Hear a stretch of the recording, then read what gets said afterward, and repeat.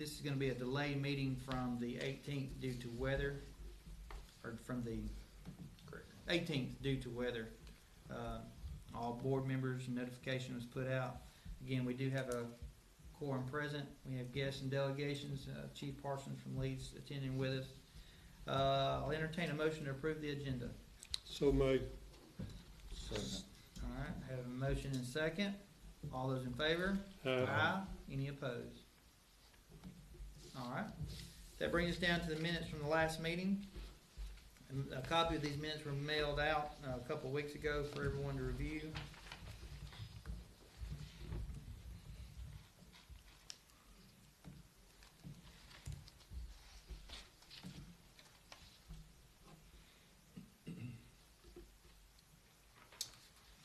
I'll make a motion to approve. All right. Second. Have a motion and second to approve the minutes. All those in favor? Any opposed? All right, that brings us to the financial statement.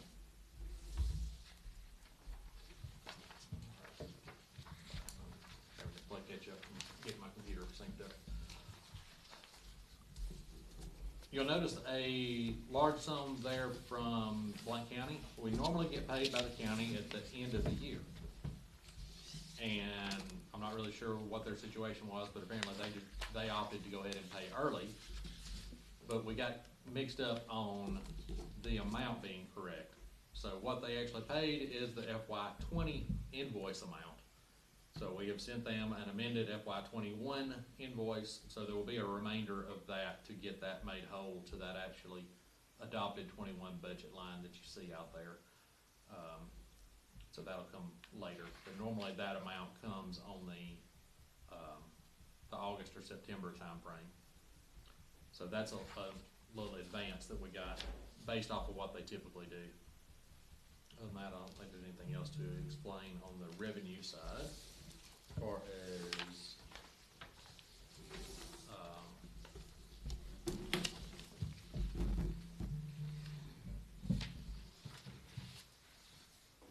Did we just have That a was short Mark's pay initial. period month last month on, well, part of that is that county payment reflects back, part of that is Reverses it their back. stopping for Rachel's part. okay, good. So that reverses back off of that line. Okay. That county payment is actually divided into 5 different line items. It goes into the main dispatch fees, and then it's the division of the GIS department. So Yeah. it's percentages into 3 different line items for Rachel's. So that knocks the salary and wages, the payroll tax, and the health insurance down based off of what they pay back in for Rachel's. So that put us at a large net revenue for this month instead of at the end of the year. Still forecast to be some over budget, but we're steadily trimming that as we go. And still looking for other routes that we can try to trim some of those expenses back. We're still working with Hotelco to get all of that caught up and sorted out.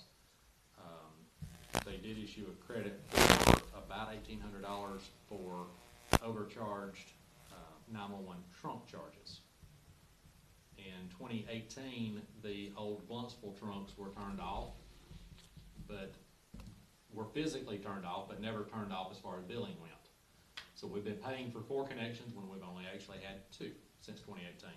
So they have credited those back. We're still working on the anti-alley charges to get that sorted out.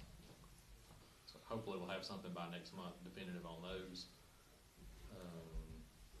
Repairs and maintenance, that's from lightning damage, 8443. Yes, that is the lightning damage, and then we'll have a credit back Yeah. off of the March report from where that check's received, and a copy of that statement is. Oh, I know what I was gonna ask Down the about, list. is the janitorial expense. What, did we ever make a decision? Last I knew we didn't have nobody hired, did we? Well, we did that one as a provisional because Yeah. the person we offered it to said she wasn't Yeah. comfortable with the COVID, so we got this other guy that is, the guy that does our church. He is much more expensive than I would like, so I'm hoping to try to find somebody else soon. Yeah, we only did that temporary until we did, okay. So if anybody knows of anyone, let me know. Currently, the only thing that I have been able to find is these contract services, and it's not a consistent person. So they might send Bob this week and Betty next week, and we've gotta have a consistent person for NCIC compliance.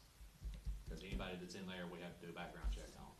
So, we need to find a consistent person, and I've just not found that person yet. So if y'all know of anybody that does commercial cleaning that would like to give us a quote, send them on. Motion to approve the financial report.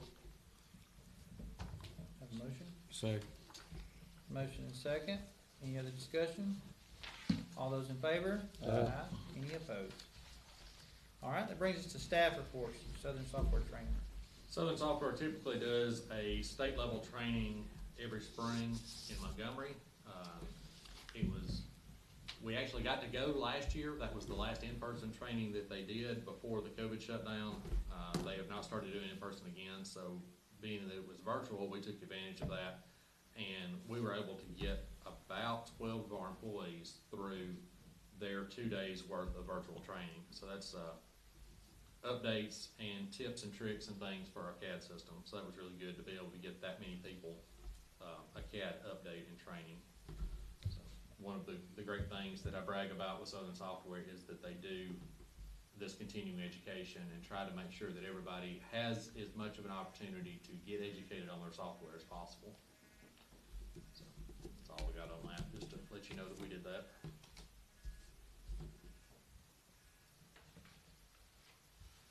If anybody would ever have any desire to sit through one of those classes, so that you can see how CAD works, they did record those, and I could get you a link to go back and watch some of those if you were curious as to how CAD works. That's all I got on the first one. All right, Next one's a shift lead change. Today is the last full-time day for our Andrea Murphy that has been a shift lead since we started shift leads and has been a valuable asset to us for about 16 years. She is moving to a job in the private sector. Private sector has more money to afford to people, and I fear that this is just the beginning of people leaving us for greener pastures. So if you care to go say hey and bye to Andy, she's in there today. She is gonna stay part-time with us at least for the short term to help us transition and swap shift leads around. So Kevin Cretchen will be coming from a night shift position to a day shift position, and Chris Torino will be going to the night shift spot to keep our shift leads caught up. That's all I've got as far as staff stuff. any other comments? All right, bring us down to old business. P25 update is, unfortunately, I don't have much of an update. We have met with the engineers and the build team to go through our packet of information. They are finishing their engineering stuff. One of the hurdles that we've got to overcome is not only do they need an internet connection from here to Birmingham, but they need a higher level internet connection than what we anticipated. So we are working with, Adam is working with a couple of vendor solutions to try to get that layer 2 internet circuit, which don't ask me to explain the layer 2 circuit because I can't. Their hope was to have a solid AT&T connection from here to Birmingham. Being in an Otelco footprint, that doesn't exist, so we've got to do a couple of transition points to get that connectivity completed. So hopefully by this time next month, we'll have a solution worked out to that. From this building or from our tower? Either or. So what we are looking at the moment is a solution that would be a microwave hop from the tower site to the existing Warrior Tower to get us into the network and get us started, with the eventual hope of being able to do a fiber connection from this building to Birmingham. Hardline fiber is the best solution, but we may be able to do a temporary solution to get the ball rolling through the microwave network. There is more infrastructure available on the west side of the county currently as far as fiber goes than there is on this side. But you talked about our existing microwave line. Correct. Well, a microwave link from our tower to the Warrior Tower, and then using our microwave link that exists to get from there back across. So, one way, shape, or form, we have got to get a good IP connection back into the server room at downtown Birmingham. Okay. So we're still working out the details on getting that done. As far as the patch links, to be able to get the patched environment up and going on the two primary channels, I'm just waiting on them to tell me that they're ready to go on that. Equipment is at Allcom. They're in process of doing a big system update. So their whole month of March was pretty much dedicated to doing that air system software update. So that's kind of tabled everything else. So as soon as they get caught up from that project, I think they're gonna be able to move on getting our patches done, because they have all the equipment in-house and ready to go, from what I understand there. I think that's all that I've got on that one. All right. Follow up on the fire association request? Y'all remember a couple months ago, Chris Hill came and made his case for, some reduction in the user fees. I've run the numbers a couple of different directions, trying to figure out how we can accommodate them without being a detriment to the law enforcement side of the project. And I've not come up with a plausible solution to be able to charge one less than the other. Do we need any kind of motion, anything on this? No, we've already approved what the fees are. That's what I thought. This would probably die without a action or recommendation to make a change. Because I can't see how we can afford any change, Okay, not on the projections. all right. Alrighty. Lightning damage?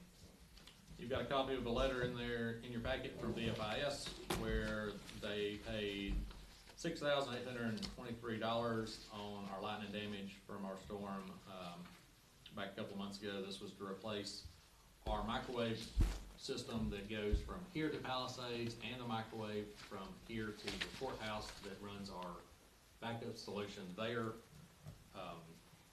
Took a little bit over a month to get replaced.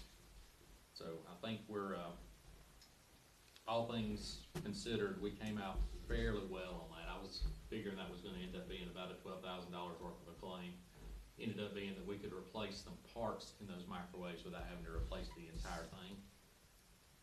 If we'd had to take the dish down, it would have taken a whole realignment, which means you gotta have a tower climber on both ends to get them realigned. So not having to physically remove the dish and just being able to remove basically the guts of the dish, Did saved us you use substantially. the local tower climber? The second time, yes. Okay.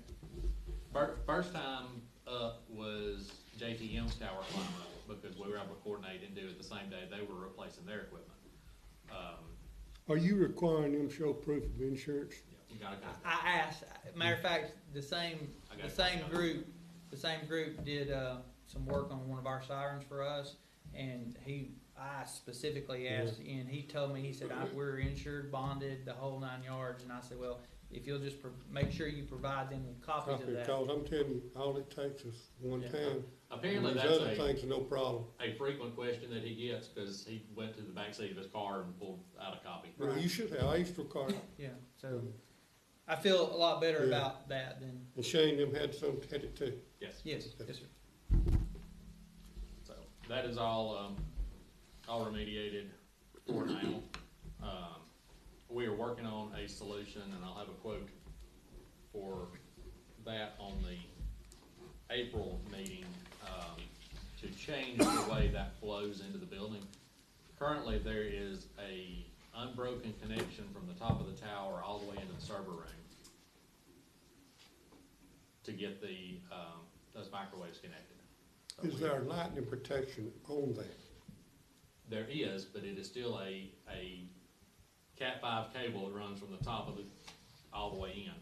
But where is the lightning protection? I'm talking about on the Cat5. Well, that's my point. There is not a break in that line. Okay. So Adam's working on a solution for us to put a switch out on the ice bridge. If you've ever noticed, there's a white box on the ice bridge now that has all of JTM's equipment in it. Looking at putting one similar to that outside, so so that it comes to that point to a switch out there and then comes in the building So that there's. as a break.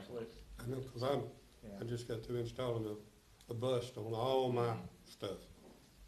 So I'll there's have no a quote. grounding on it before, it was just there, now, Have a quote for that next month. I've actually got Adam's side of that. I've just gotta get with the electrician, cause we're gonna have to run a different outlet out there. So I'll have both of those on the next month.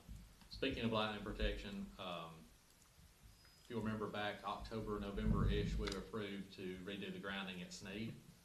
And somewhere with people working remote and everything else, that work order kinda got lost. That got completed last week, and we've been invoiced for that. So the grounding and lightning protection that we had approved back in November has now been done at Sneed. All right. I did on that, all right. Follow up on Sunrise Drive. Attached in your package, you've got a couple of letters from, the people that actually live there.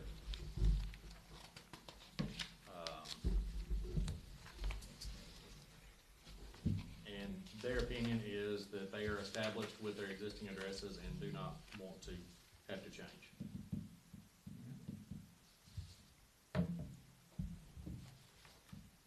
So we're just gonna stay consistent with our policy, and since we have established addresses there, deny that road name change.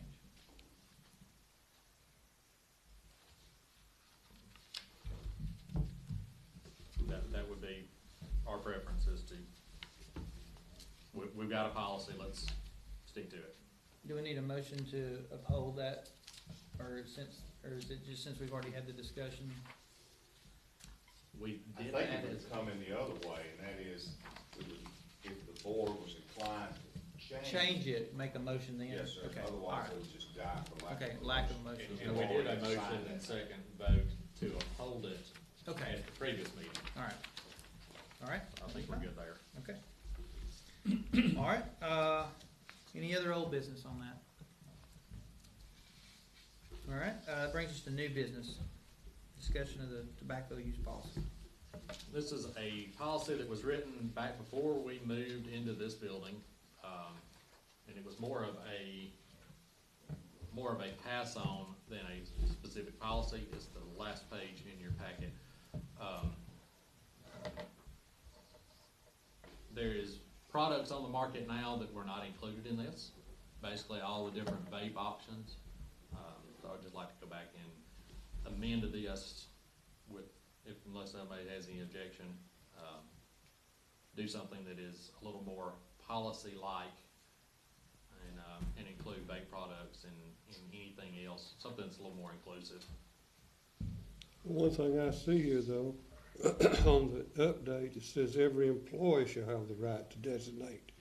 The other, it was the administrator had the right to designate. And then, so if you got the employees designating where to smoke, that to me could circumvent some of it. You know, I'm not against the smoking areas as long as it's away from, I think administrator, I'll be the one designating it. Does it say employee or employer? Employer. Employer, You're right, okay. that's that blind eye. That's good, we're good.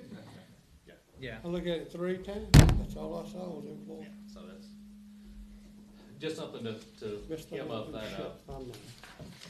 that spot that was not included in this 6 years ago when that was written. So you- 7 years ago now. so we'd like a motion to amend the current, or amend the current tobacco policy to reflect these changes?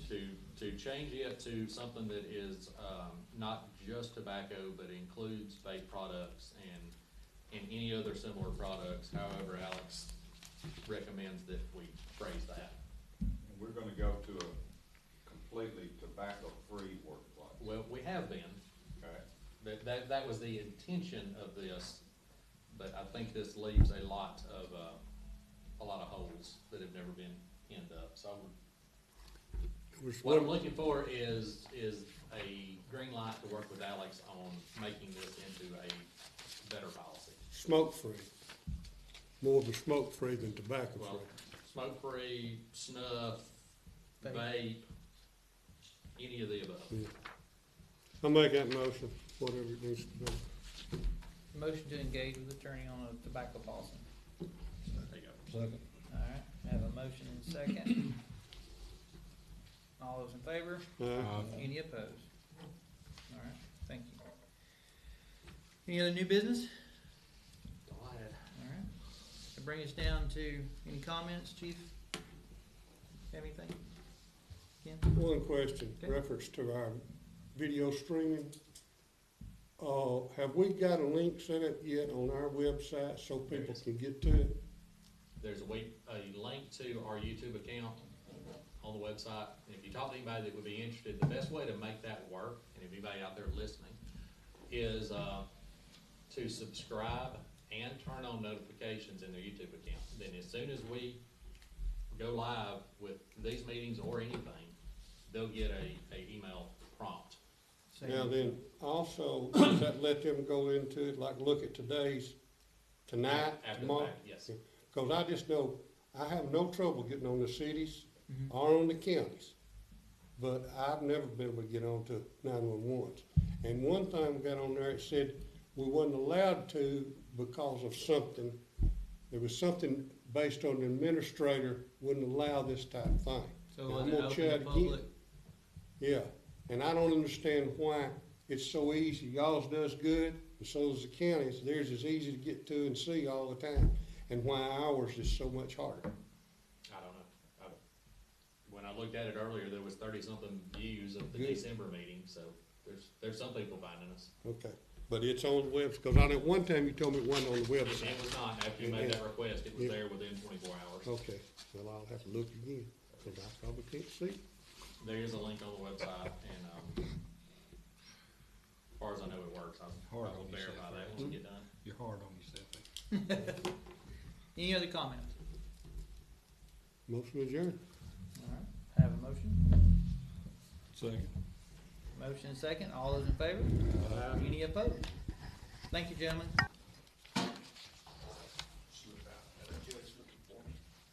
Thank you, sir. Have a wonderful day. Yeah. Thank you.